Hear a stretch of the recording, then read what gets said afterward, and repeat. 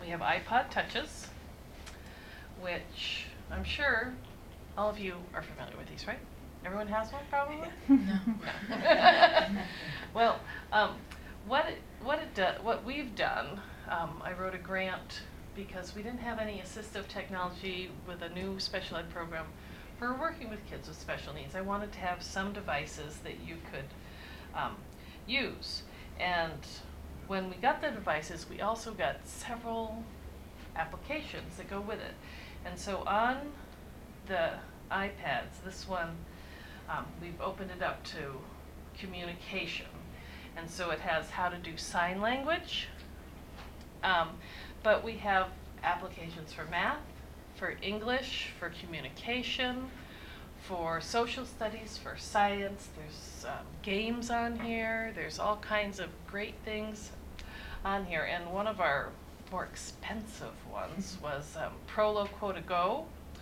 Maybe I should show it with the iPad.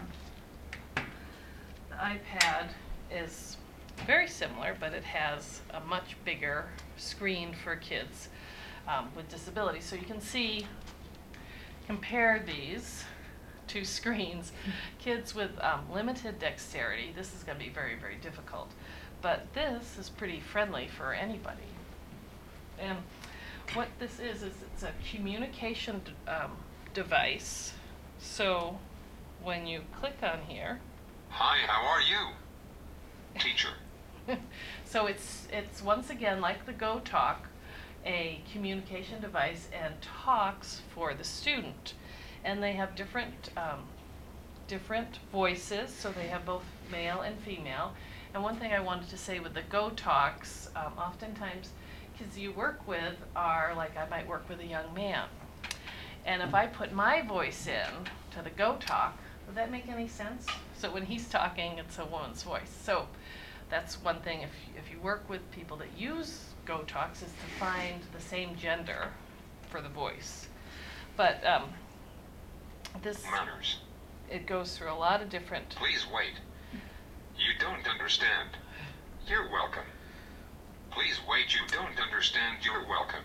And so what it'll do is it'll string things together, and then if you want to add something of your own, it offers opportunities so you can type things in, and you can also, with the new iPads, take pictures. So if you want to take a picture of the librarian to show a student, hi, I'm Mrs. Smith, I'm your librarian, you can have her actually voice that in. So there's really no limit to the communication abilities on here. So those are all the toys I have so far, but I'm already thinking of my next grant. Questions? Can I just start off by asking now, they're really compatible, or they are compatible with iPods and iPads, and yes.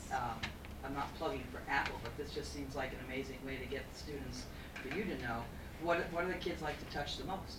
What are they playing with all day long? Computers. So this is one of your tricks for the future when you're teaching, to catch the kids into something they want to use anyway. So if it's school, it's school. If it's learning, it's learning. Yeah. Wow, that's amazing. Yeah, and actually part of my program, what I'll do is I require students to use technology in the classrooms. And I might be a little bit ahead of the district, although they're catching up quick. But one student brought the iPod Touches, which I got in last year's grant, to a school.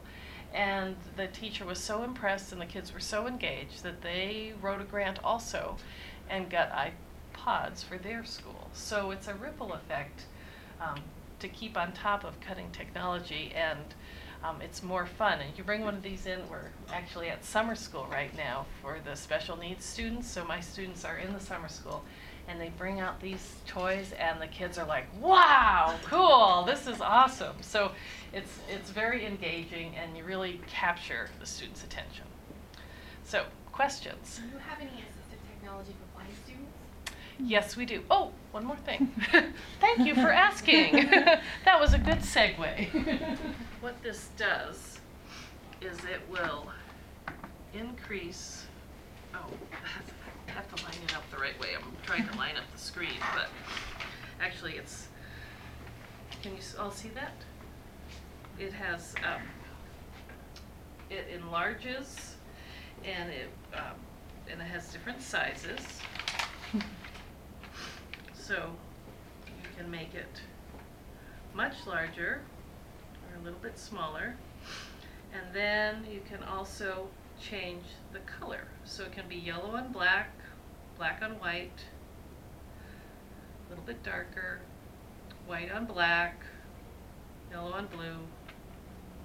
So it has a bunch of different styles for whatever works best for the student with a visual impairment. Any more questions?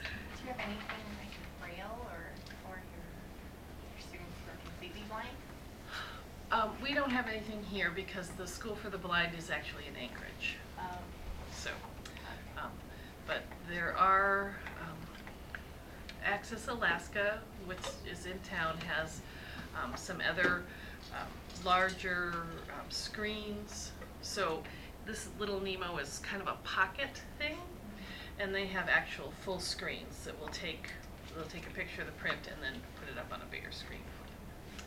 And then there is a cell phone that actually will, it's a little more expensive, probably about 3 years ago it was about $500, but what it does, and you have to buy a special service for translation, but what it does is someone who's visually impaired will learn how to orient it so that it's in the right spot, take a picture of it, and then it will actually voice whatever is on the printed material.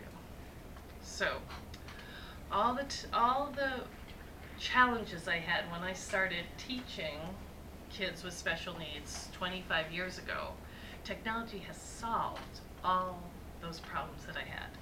And it is really just totally remarkable, the things that we have now that engages students and keeps them interested. Any other questions? So now you get to play. So if you know, there's a ton of applications on the iPads and iPods. Go ahead and explore it. Play with a pen. The pen also has directions on there on how to make a little piano keyboard, and it'll play tunes for you. It's a fun one. Go ahead and try the voice recognition. It's really cool. It's amazing. And try to type on the Kinder keyboard, because it really increases your muscle strength of your fingers. And thank you once again for coming and sharing this.